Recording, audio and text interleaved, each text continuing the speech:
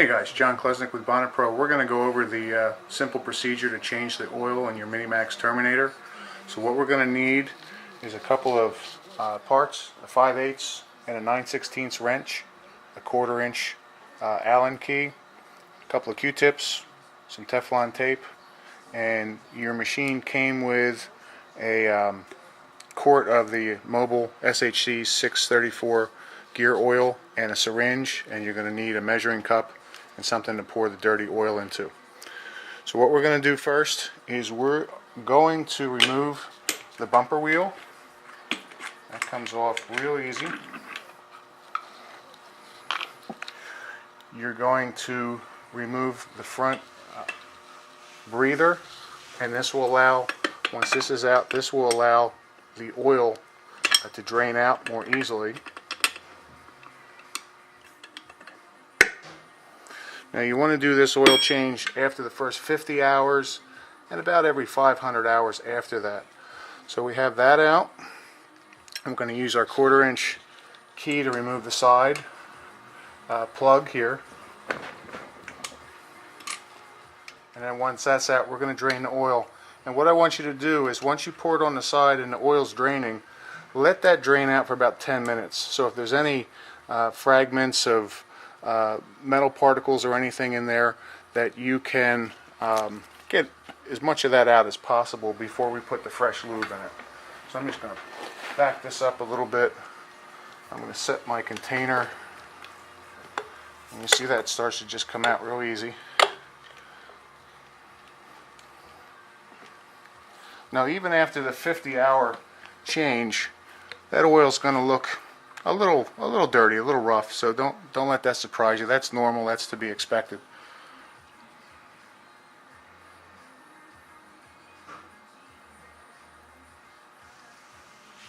Alright, so we'll let that drain and we'll come back in a few minutes and we'll put it back together. Okay, so we let the oil drain. I took the liberty of putting the Teflon tape on the plug and the vent. I put 2 wraps around the threads, 2 complete times around.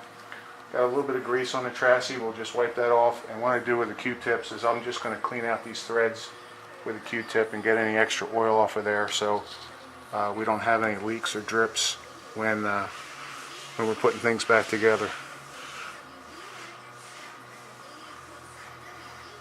So what I'm going to do now is I've filled up my measuring cup with 14 ounces of the mobile SHC 634 gear oil.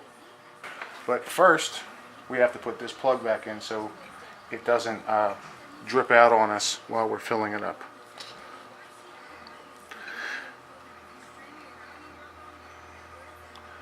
So I don't know if you can see it here, there's 2 little vents. There's one here and one on the other side. And you want to make sure they're on the 3 and 9 o'clock position, not the 6 and the 12. So we'll tighten this up. You want to snug this up pretty good, but of course you don't want to crank it too much where we strip the threads, because then you'll have leak issues on the gearbox, and we don't want that. So we'll put this back in first, and then we'll tip the machine over. We'll fill it up, and then we'll put in the side plug and put your bumper wheel back on, and that's all there is to it.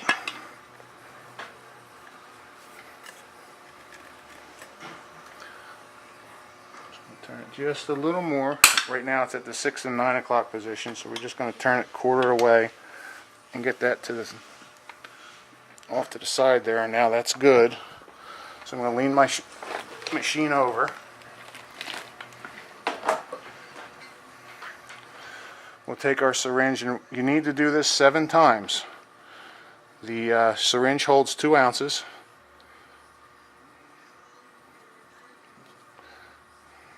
More isn't better, and less isn't advised. We want 14 ounces in there.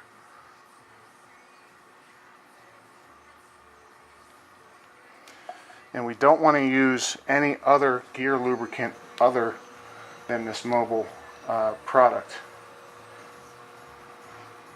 This will also be available at bonnetpro.com for future purchases. We get a break on it. I've seen it as much as $30 a quart.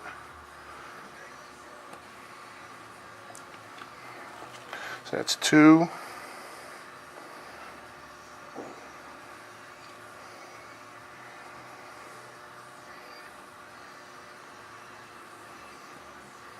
That's 3. Let's wipe that off.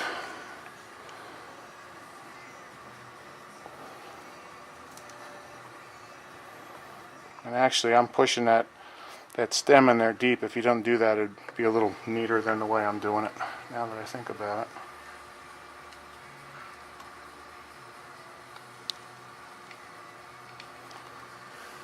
I'll just put the tip in it this time.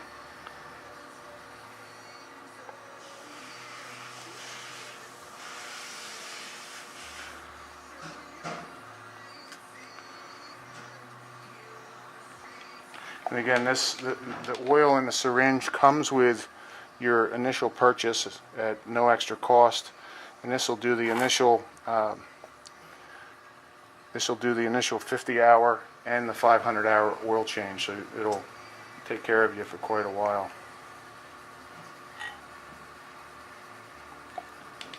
All right, let's try to get the rest of this out of here.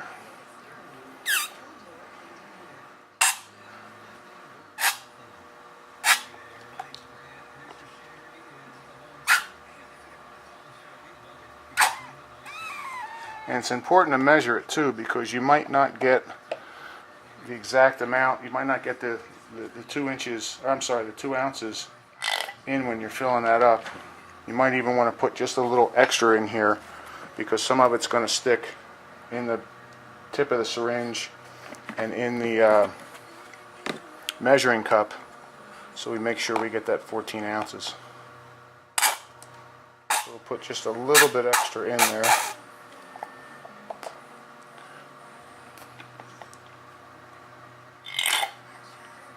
And actually, I made a mistake earlier. I should have used the Q-tips now and not in the beginning. However, this did keep any dirty oil from being washed back into the machine, so you can do it twice if you like. So we'll wipe that off. We're going to put our side plug back in with a 1/4 inch Allen wrench.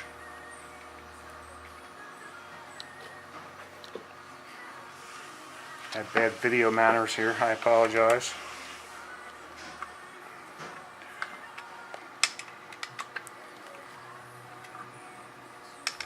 And then just over the next day or so after you do this, just check to make sure you don't have any oil dripping out of these plugs here or the vent. And if they do, just give them a little snug, a little tightening, and I'll take care of that for you.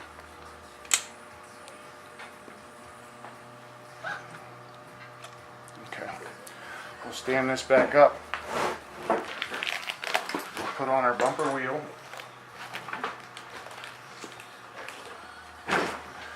and we're back in business.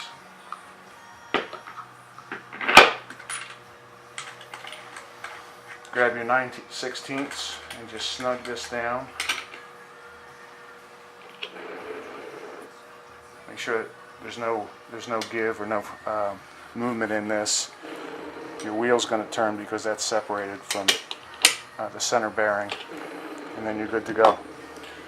We're going to go over a couple other things to look at with the care and maintenance of your new machine, and let me get a new machine on the table and we'll go over that in just a minute. Let's go over a couple things with the new Terminator, just to keep in mind. When you're transporting the machine, keep the long bristle pad drive under the machine. That helps protect your hub and your motor shaft. And should you ever have to remove the motor, the hub has to come off. On the old machines there was just a bolt on the bottom, but on the new machines we also have a set screw up on the motor shaft, so you need an 1/8 inch Allen wrench to loosen that up before you can slide this off. And when you put this back on the motor shaft, make sure you have a little bit of grease on there, because the shaft is steel even though this is aluminum, so it'll help things come apart easier for you in the future.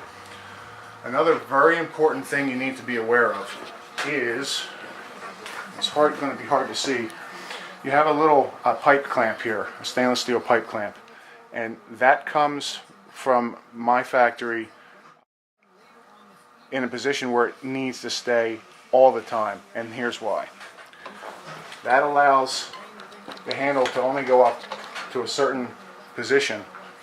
Right here you have an elbow coming off the electrical box, and you have the frame of your solution caddy here, and we can't have this make contact with this elbow, so that clamp keeps the handle back far enough that should this rotate up far, it doesn't come in contact with the electrical wiring. So that's very important.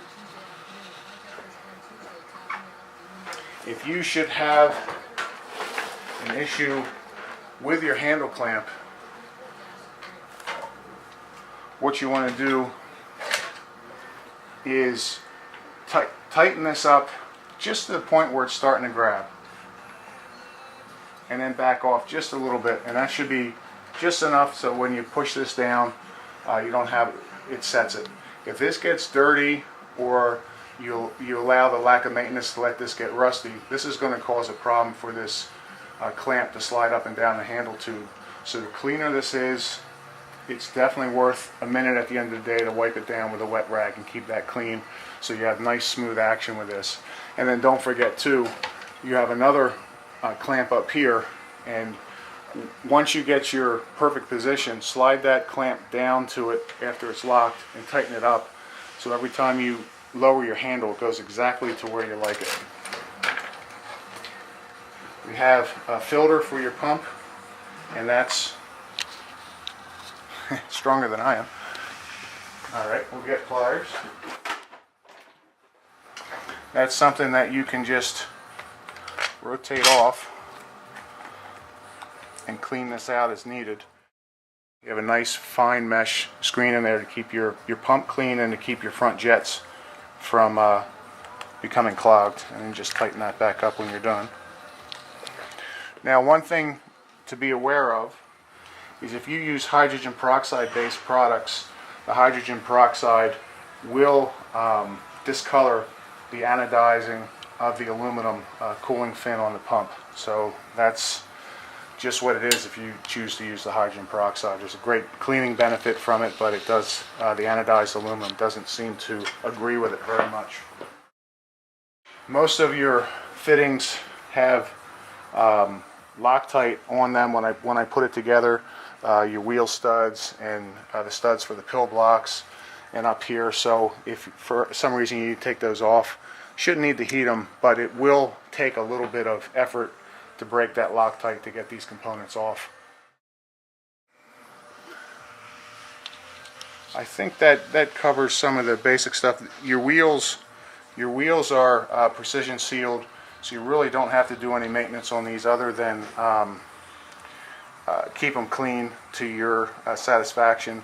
And the shaft for the main axle is precision ground stainless, so you shouldn't really have an issue with that either. So the maintenance on the machine, other than the oil change, which we just went over, is pretty basic. Don't lose your cord. We'll have extra cords available online in case you should misplace your cord or damage it. And that's going to cover most of what you need to know. Again, just make sure this clamp, you don't move this, because that's very important, because if this elbow gets damaged, that won't be covered under warranty. It's in an area that it won't make contact when you're cleaning, so it's important to keep it safe by keeping the handle in the right position, which is set slightly off of a 90-degree angle in the upright position.